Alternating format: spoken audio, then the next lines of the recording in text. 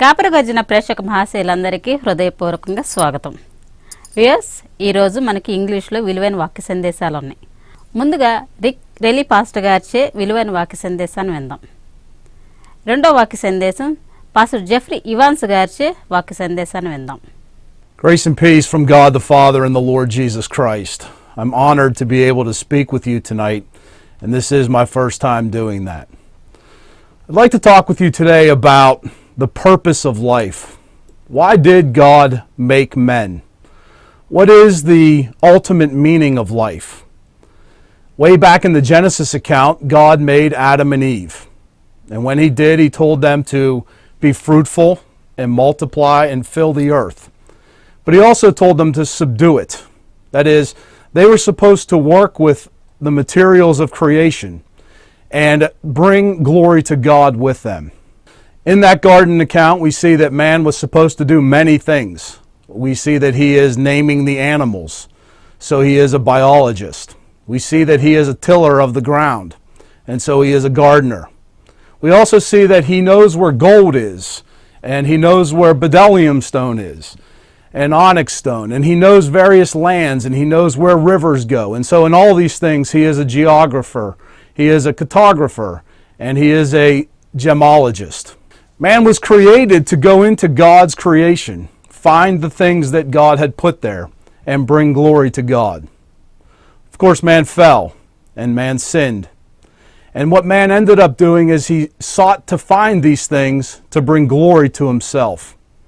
And that is the essence of humanity right now, that we have failed because we seek to be the center of all that God has done, when in fact the Lord Jesus Christ is what God has accomplished and what God is intending us to be about.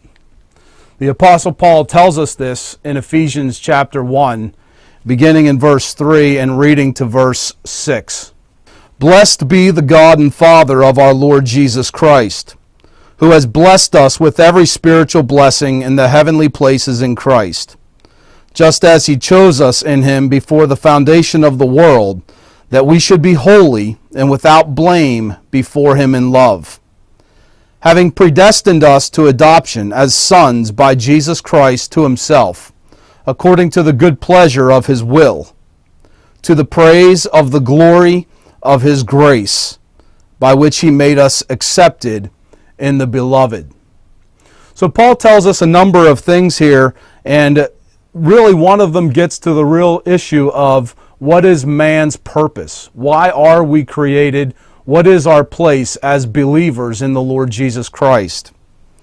First, he blesses God, and he blesses the Lord Jesus Christ for the things that he has done. He goes on to say that he has given us every spiritual blessing in the heavenly places. Everything that you need, everything that I need, everything that every person needs has been given to us in the person of the Lord Jesus Christ. In him is all wisdom.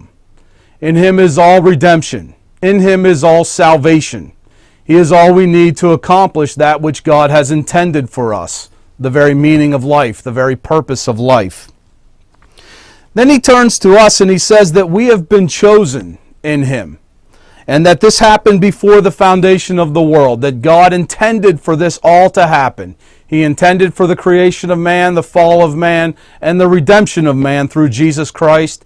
And then he intended for those who would believe on the Lord Jesus Christ to continue in this will, as we'll see in a second, to bring glory to God through Jesus Christ. We are to be holy and without blame before him in love. This is what the call of Christianity is, that we would be sanctified, set apart, given to God, reserved for his purposes, that we're not here for our own sakes, we're not here for our own glory, we're not here for ourselves, but we are here for God, we are here for the Lord Jesus Christ, and we are to do this in love towards everyone else. The ultimate goal of Christianity, that is the outward behavior that God seeks for us, is that we would love one another. The two greatest commandments are to love God with all your heart, mind, soul, and strength, and love your neighbor as yourself. This is the essence of Christianity. The Lord Jesus Christ said, "A new commandment I give you, that you love one another as I have loved you. What was new about that commandment was not that we were to love, man was always to love. But the new part of the commandment was that we were to love as Jesus Christ loved others. That is, we lay down our lives. It is a self-sacrificial love. We look to the Lord Jesus Christ for our substance, our sustenance. And when we get it from Him, we don't need things from others. So we are free to simply love other people. That is how the behavior of Christians should be, loving towards others. But then Paul goes on to say that we have been predestined to this purpose, and as such we've been adopted as sons of God. We are in His family. We are born again. We are new creatures. We are not who we used to be when we come to faith in the Lord Jesus Christ. Prior to faith in the Lord Jesus Christ, we lived for ourselves. We lived for our own glory. We sought what we could get out of the things of the world, things that God had made even for us. We sought them, but we sought them for our own glory. Where do wars and fights come from among you? They come from people who want the things that God has created for their own purposes. And so we see, just as we look around the world, we have people that find oil, and then there are wars over oil, so that those who have it will have the wealth. Those who have it will have power. We see this when we find gold or silver or diamonds, the things God has made. Men fight over these things. Men steal these things.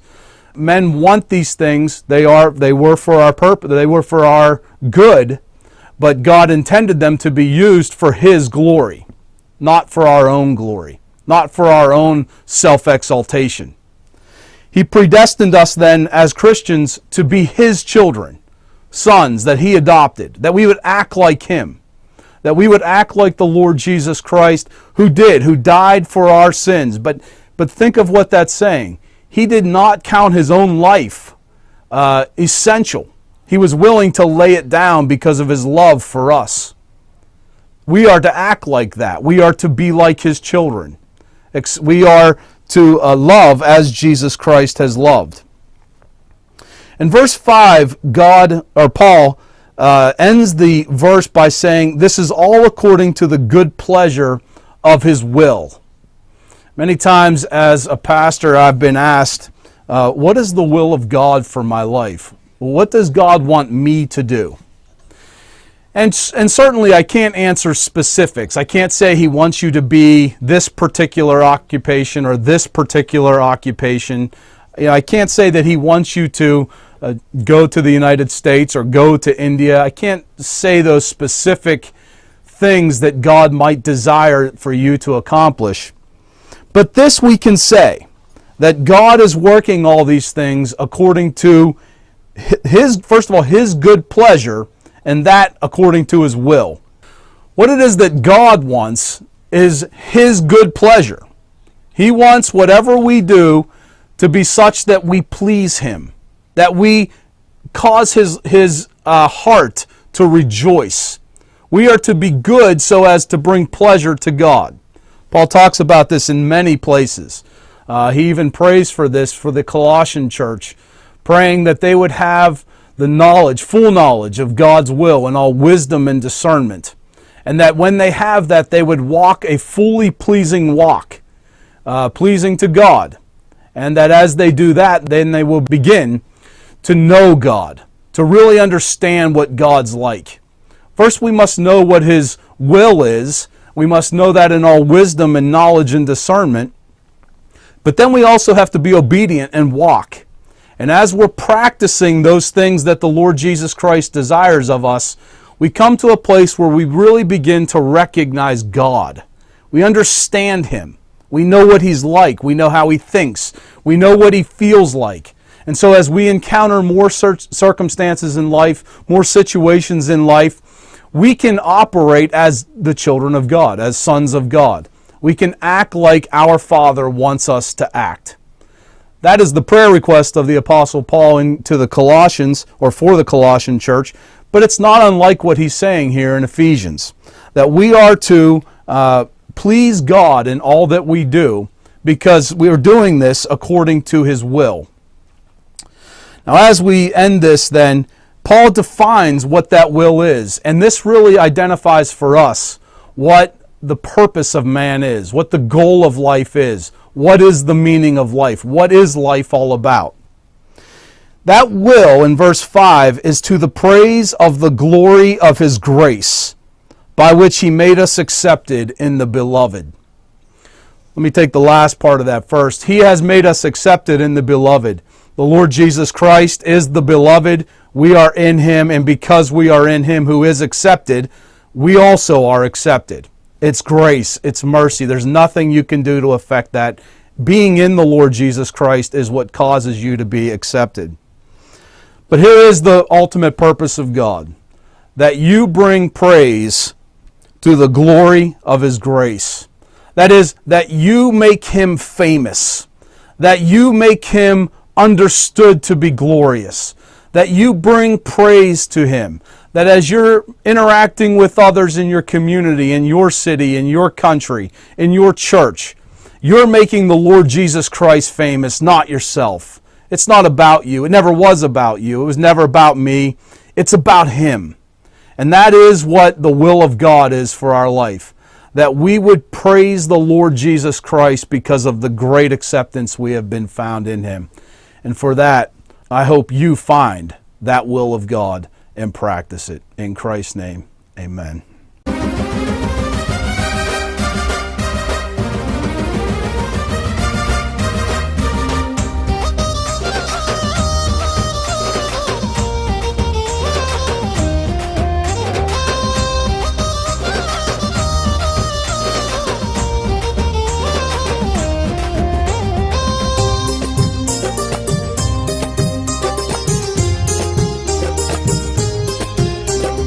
కొత్త ఏడు వచ్చింది చూడు, సరికొత్త వెలుగు తెచ్చింది నేడు.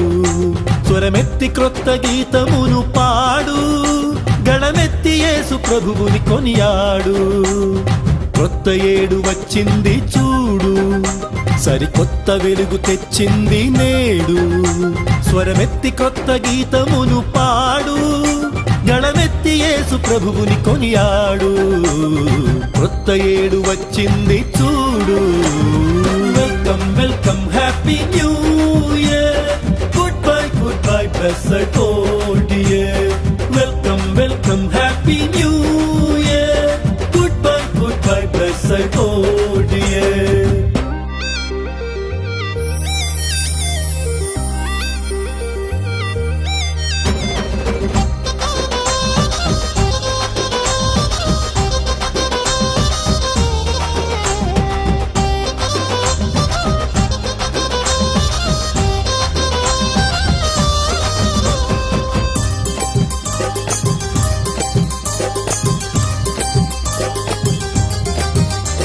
నశింపచేయు లోకాశ వీడుము, జీవంబునిచ్చు యేసు తోడు కోరుము. నశింపచేయు లోకాశ వీడుము, జీవంబునిచ్చు యేసు తోడు కోరుము. దేవుని వేలులు తలంచుము, విజయ పదములో కొనసాగుము. దేవుని వేలులు తలంచుము, విజయ పదములో కొనసాగుము. నడువుము ముందు అడుగు వేయుచు, గెలువుము విశ్వాస పరుగు పందెము. నడువుము ముందు అడుగు వేయుచు, గెలువుము విశ్వాస పరుగు పందెము.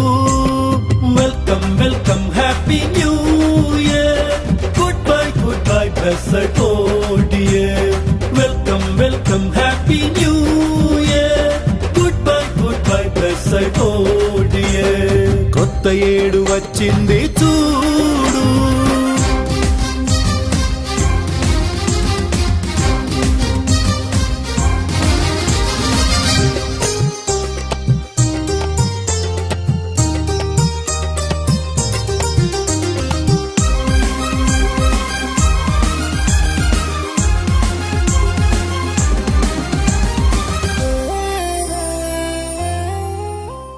రెండో వాక్య సందేశం పాస్టర్ జెఫ్రీ ఇవాన్స్ గారిచే వాక్య సందేశాన్ని విందాం.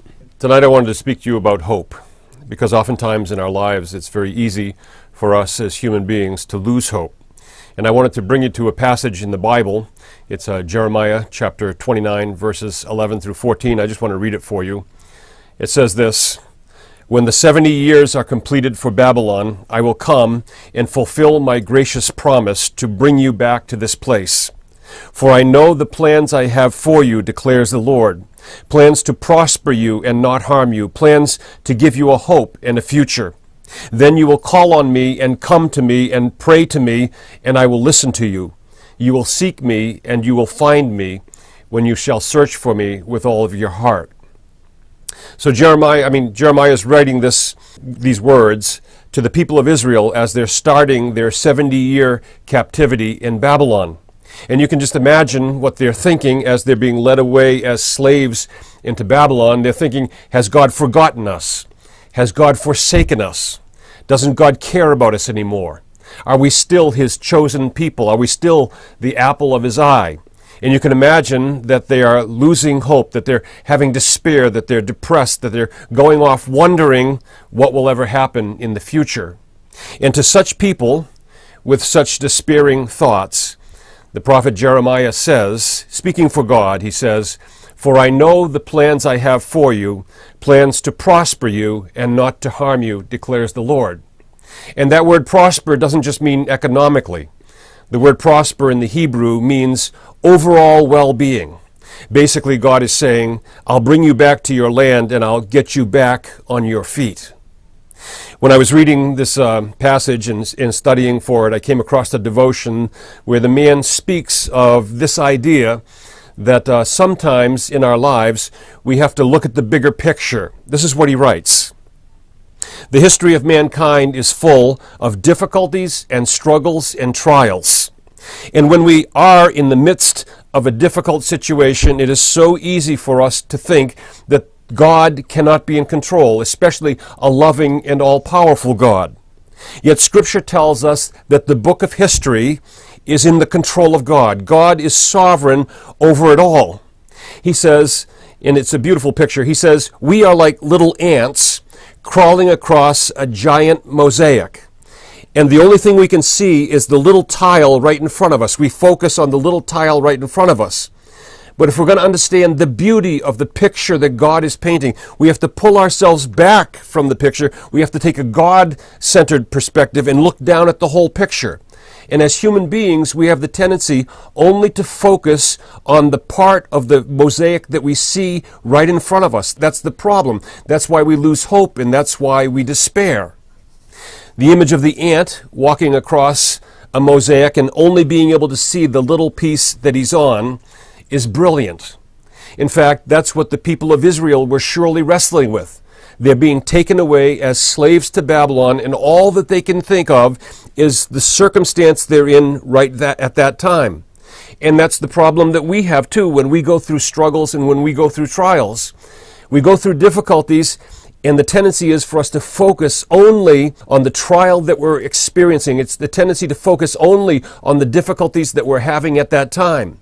And what we need to do, if we're going to understand things correctly, we need to step back and we need to get a greater look at the whole picture. Not like that ant standing on one mosaic. We have to step back and we have to see the whole picture of our lives. When we see only the small piece that we're on, it can get very despairing. It can get very discouraging if we're only focused on that little piece.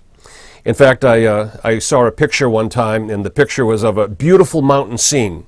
And down in the right-hand corner of the picture, there was a big boulder, and there was a shadow from the boulder. And if you focused only on the shadow and only on the boulder, it was kind of an ugly little part of the picture. But when you looked at the rest of the picture, you saw the mountains and you saw the trees and you saw the streams coming down. You saw the sun coming up behind the mountains. And when you stepped back and looked at the whole picture and not just the little stone, not just the little shadow, it was a gorgeous picture. Well, that's what God calls us to do by faith. He gives them a promise, and he asks them to focus on the promise, not just the situation they're in, but the promise that when the 70 years are up, he is going to restore them. He's going to bring them back to their land. And when we go through our trials, there's a specific time for them. They have a purpose in teaching us. But we have to step back and remember that the trial is not the only part of our life. In fact, I'd like to use this little illustration that had helped me at one time, that sometimes when we have trials, we have a tendency to so focus on the trial and so focus on the trial that it blocks out our ability to see anything else. We can't see anything else because we're so focused on the trial. But what faith does is that faith causes us to push the trial away so that we can see all of the other things that are around. Faith helps us to see the big picture. Faith helps us to focus on the promise of God and not the trial that we're going through. And when we push that away by faith, then we understand all the promises of God, as we are told in Romans chapter 8, verse 28, when he says that all things work together for the good of those that God loves and are called according to his purpose. We have to focus on the promise when we're going through trials. We have to focus by faith and push our vision away from focusing only on our struggles and only on our circumstances and focus instead on all the things that God has done. Sometimes we get so focused on the trial, it even blocks out our vision of Jesus. We can't even see Jesus in our lives because we're so focused on the pain. So here, God gives them the remedy. Don't focus on your present situation. Focus on the promise that I will deliver you. When you do, by faith, all of a sudden, you can even have joy in the midst of struggle. You can even have joy in the midst of difficulties because you know that God is faithful and God is sovereign and God will fulfill his promise to you. You may struggle for a while, but in the end, God will prove himself sovereign and he will fulfill the plan that he has for your life. And it's a beautiful plan, but it only looks beautiful when you step back and you see the entire perspective from a distance and you don't land like that ant on one black tile that looks pretty despairing. Remember that, and God will lead you through it. Let's pray. Father, we thank you for your grace to us. We thank you especially for your word, where you give us the ability to see what you have promised for us as your people, who are your passion, whom you love, whom you have a plan for. And we pray, Father, that you would just give us, I pray for every person that is watching tonight that might be going through a trial and a struggle. Help them not to so focus on that they block out their sight of Jesus, but help them instead, by faith, to push away their vision of that trial and see you behind it all, and be filled with hope, and be filled with joy that you will come through after it has had its time. For we pray it in Jesus' name. Amen. ఇప్పుడు ఒక మధురమైన పాఠం చూద్దాం.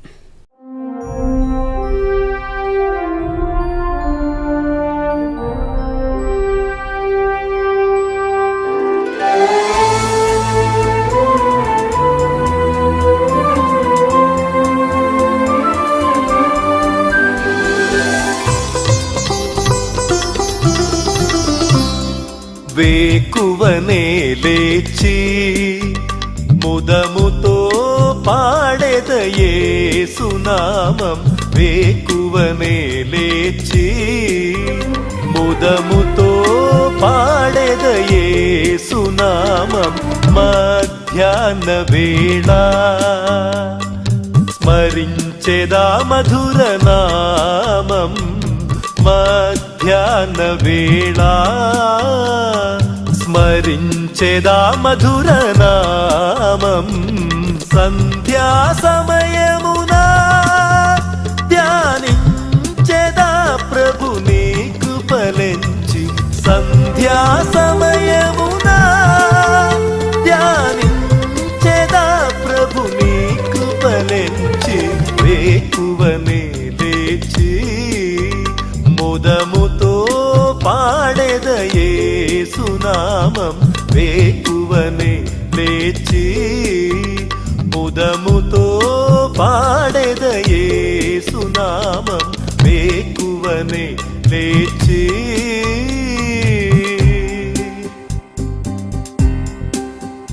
నారే నారా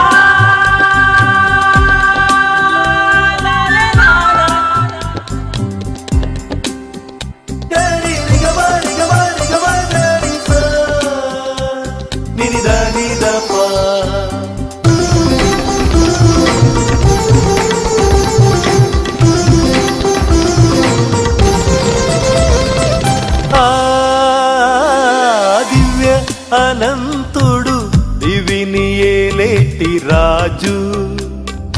దాసుని రూపము ధరించిన దైవము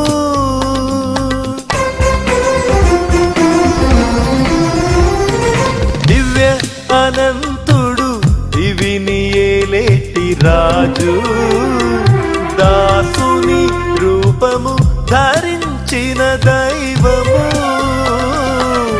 దీన దయాళుడు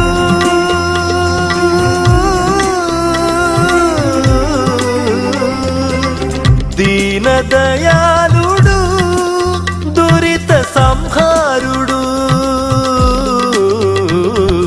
వేకువనే లేచి ముదముతో పాడెద యేసునామం వేకువనే లేచి ముదముతో పాడెద యేసునామం వేకువనే లేచి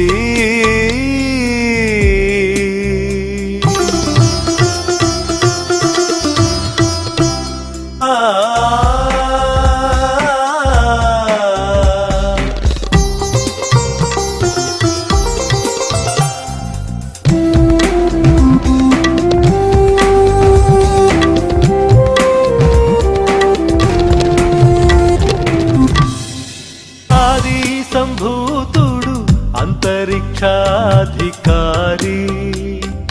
అవనికి అరిగిన సత్య స్వరూపము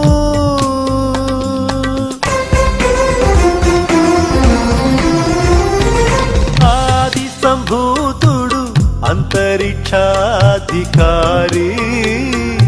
అవనికి అరిగిన సత్య స్వరూపము ప్రేమ సంపూర్ణుడు